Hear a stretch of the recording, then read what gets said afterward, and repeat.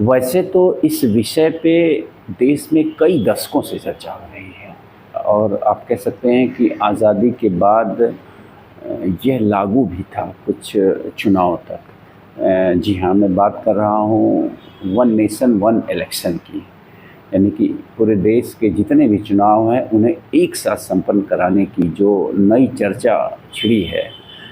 मोदी जी तो प्रायः मैं समझता हूँ कि वो लाल किले से 15 अगस्त 26 जनवरी के संबोधन में कई बार इस विषय को उठा चुके हैं कि देश में वन नेशन वन इलेक्शन होना चाहिए।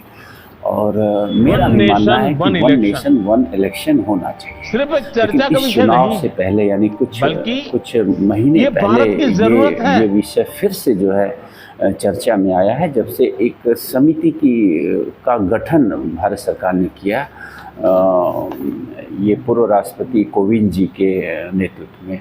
और कल यानी 25 अक्टूबर को उस समिति ने अपनी पहली रिपोर्ट प्रस्तुत करी है और उस रिपोर्ट में समिति ने संभवतः बताने का प्रयास किया है कि वो क्या तरीके हो सकते हैं, कानून में वो कौन कौन से संशोधन हो सकते हैं जिनको करके हम इस क्षेत्र में यानी इस विषय पर आगे बढ़ सकते हैं कि आने वाले 2029 के चुनाव से हम इस नियम को वन नेशन वन इलेक्शन लागू कर सकें। मित्रों, मैं आपको बता दूं कि दुनिया में कई सारे देश हैं जहां ये व्यवस्था है और किसी भी भारत जैसे इतने बड़े लोकतंत्र में तो ये व्यवस्था होनी ही चाहिए। आज आप देखिए तो पूरे साल इस देश में सिर्फ चुनाव चुनाव चुनाव चुनाव चुनाव ही हो रहा। कहीं ना कहीं किसी राज्य में कोई लोकल बॉडी का चुनाव।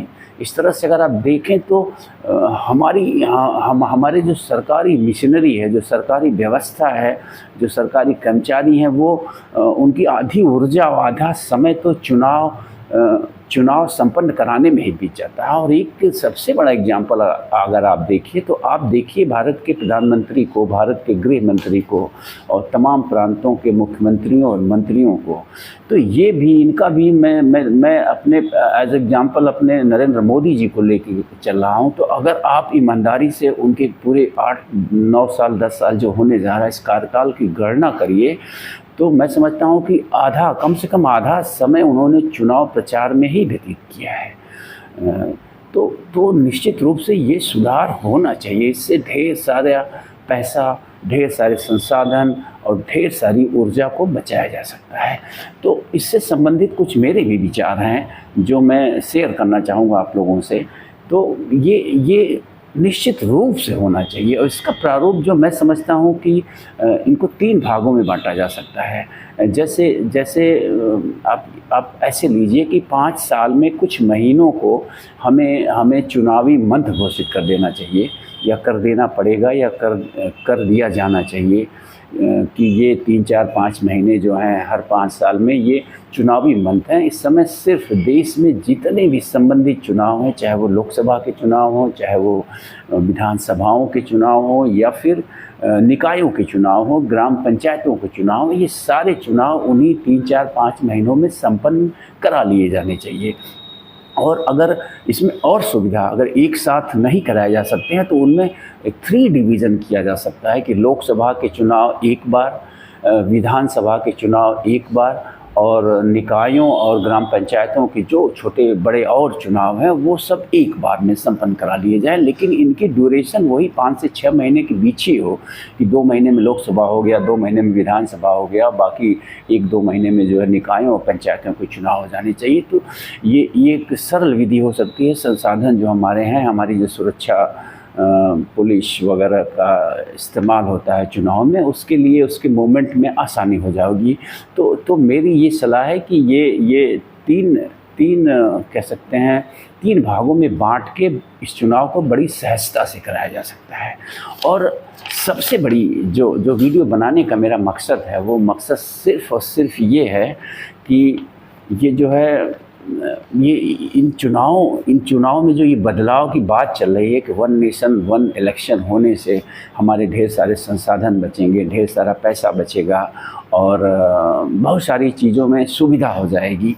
तो साथ ही साथ कुछ और बदलाव की मैं बात करूँगा जो बड़े ही आवश्यक बदलाव हैं। असल में अगर देखा जाए ईमानदारी से तो चुनाव प्रक्रिया जो हमारे देश की है वो बड़ी ही दूषित और प्रदूषित है कह सकते हैं। इनमें ढेर सारे सुधारों की ज़रूरत है अगर असल में कहा जाए तो। लेकिन दुर्भाग्य से कोई भी राजनीतिक दल इन सुधारों के लिए आगे नहीं आ रहा। आप कह सकते हैं कि चुनाव सुधार से संबंधित जो भी बातें सामने आई हैं, जो भी उसकी फाइल है, वो कहीं सरकारी दफ्तर में जो है धूल फाक रही है।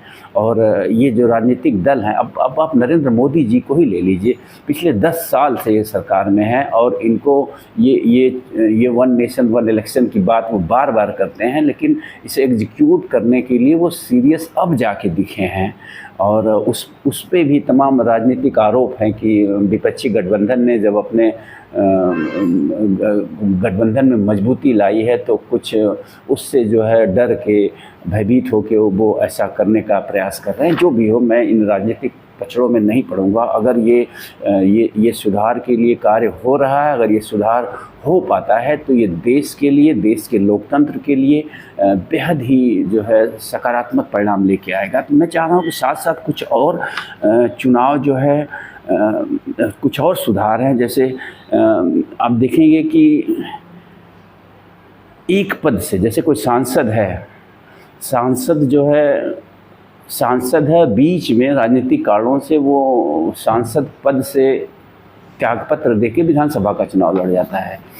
जैसा कि इस बार आप देख रहे होंगे, भाजपा ने करीब 7 सांसदों को जो है विधानसभा के चुनाव में उतारा है अपनी पार्टी की मजबूती के लिए। मतलब ये अधिकार कौन देता है? Who gives kind of right?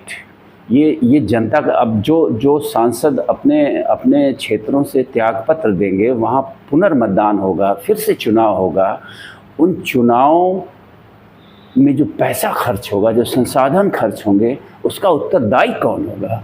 जनता के पैसे को ये लोग कुछ नहीं समझ रहे हैं असल में। तो मेरा कहने का मतलब है कि ये भी चुनाव सुधार होना चाहिए कि एक बार जो व्यक्ति सांसद या विधायक हो जा रहा है, अगर वो किसी कारण से अपने पद से त्यागपत्र देता है तो उसे कम से कम उस चुनावी कार्यकाल में कोई और दूसरा चुनाव लड़ने की अनुमति नहीं होनी चाहिए। पूरी तरह से रोक लगनी चाहिए। अगर वो सांसदी से इस्तीफा दे रहा है तो फिर वो विधायक के लिए चुनाव नहीं लड़ सकता और कहीं से भी सांसदी के लिए भी चुनाव न लड़